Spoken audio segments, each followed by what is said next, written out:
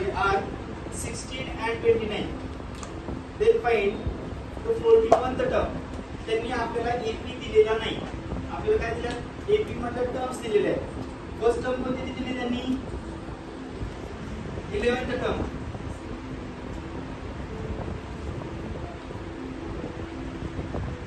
Is equal to किती आहे? 16. 11th term किती आहे? 16. त्यानंतर काय दिलेली आहे? 21st term. ती किती आहे? 29. आणि त्यांनी सांगितलं 41 term is equal to question mark. बरोबर आहे का? तर या ठिकाणी आपल्याला तोच फॉर्म्युला वापरायचा जो आपण नेहमी tn फाइंड करण्यासाठी वापरतो. बरोबर ना? काय tn चा formula? tn is equal to a plus in bracket n minus 1 into d. यामध्ये 11th टर्म जी आहे तिची व्हॅल्यू पुट करा. काय येईल पहा? tn म्हणजे काय आहे? t11 कंपेअर केलं तर बरोबर ना? इज इक्वल टू a किती आहे माहिती नाहीये plus n11 minus 1 into d. 11 कुणाला कळलं तर 21st टर्म आहे सॉरी 11th टर्म आहे. t11 किती दिलाय त्यांनी? 16 is equal to a plus 11 minus 1 किती? 10 इनटू d म्हणजे काय? 10d.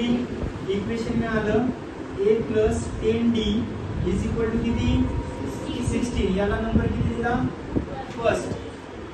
सेकंड टर्म आपल्याला किती दिलेली आहे? 21st टर्म दिलेली. बरोबर ना? मग तिच्यामध्ये ही व्हॅल्यू या फॉर्म्युल्यामध्ये पुट करा. म्हणजे काय येणार? t21 is equal to a plus 21 minus 1 into d. बरोबर आहे? t21 किती आता? 29 दिलेला आहे. a plus 20 minus 1 20d. बरोबर आहे का? याचं इक्वेशन काय होईल मग? a plus 20d is equal to 20. Number second द्या. एलिमिनेशन मेथड शिकलेलो आपण. a plus 10d is equal to 16. a minus a plus 20d is equal to a चा कोएफिशिएंट सेम आहे. काहीच नाही म्हणजे इथे काय आहे? 1. कोणतं इक्वेशन ग्रेटर आहे?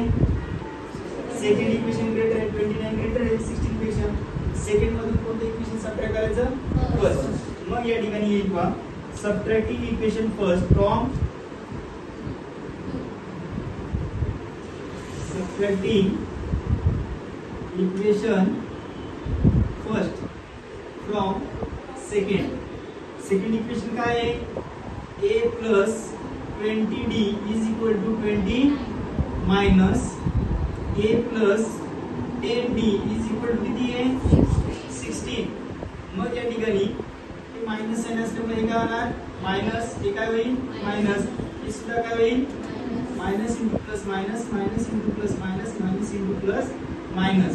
या ठिकाणी 9 मायनस 6 3 आणि 1.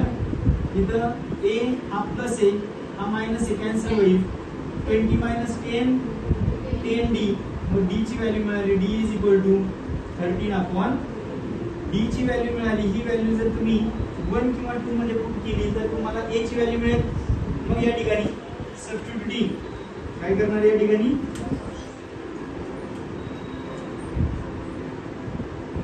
Substituting the value d is equal to 10 upon 13 upon किती आहे? 10 in equation first. In equation काय first equation? a plus 10d is equal to 16.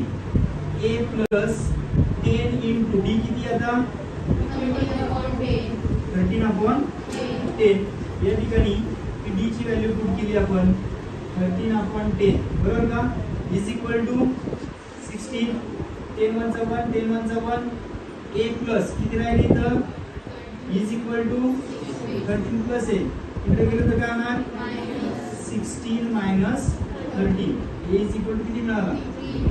मग तुम्हाला आपल्याला e माहिती आहे, d माहिती आहे आणि n माहिती आहे कारण n दिलाय त्यांनी 41 टर्म. बरोबर का? मग या ठिकाणी लिहिता येईल आपल्याला काय लिहिणार here a is equal to 3 b is equal to किती 13/10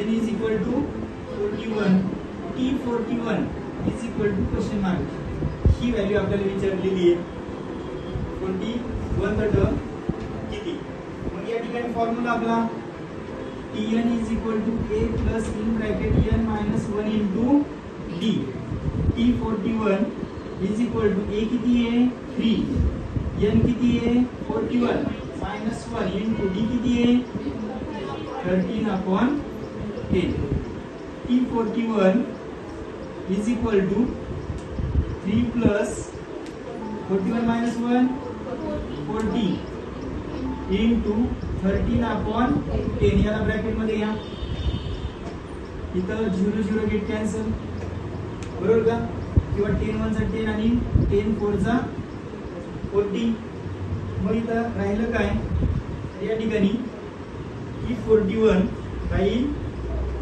ही 41 is equal to T41 is equal to 3 plus इथे काय राहिले 4 into 13 T41 is equal to 3 plus 43 चा किती 50 T41 is equal to 55 मग या ठिकाणी therefore 41 the term of an AP is 55 किती आली व्हॅल्यू 55 म्हणून या टर्म मध्ये 41 चा टर्म किती असेल